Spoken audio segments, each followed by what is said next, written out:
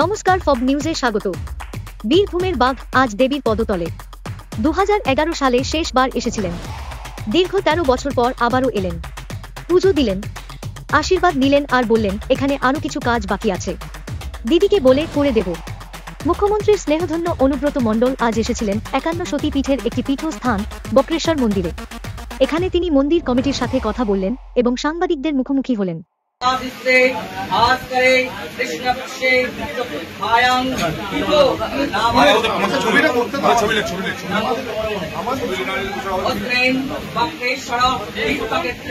ধর্ম অর্থ কাম মোক্ষ চতুর্মার্গ ফলপ্রাপ্তি কামার্থে সর্ব ফলসীমামনা পূরণার্থে সপরিবার মঙ্গল কামার্থে সমস্ত পশ্চিমবঙ্গ বাসী শান্তি উন্নতি কামনায় বক্রেশ্বর তীর্থক্ষেত্রে শিব পূজা কর্মাহং পুরুষে ইদং স্নানিয়োজং গঙ্গৌদকং বক্রেশ্বরায় মহাদেবায় শিবায় নমঃ।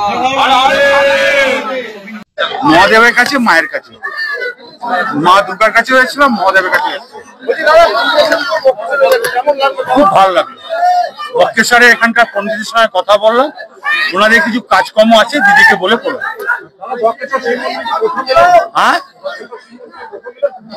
না, বক্রেশ্বর আমি আগেও খুব ভালো লাগলো।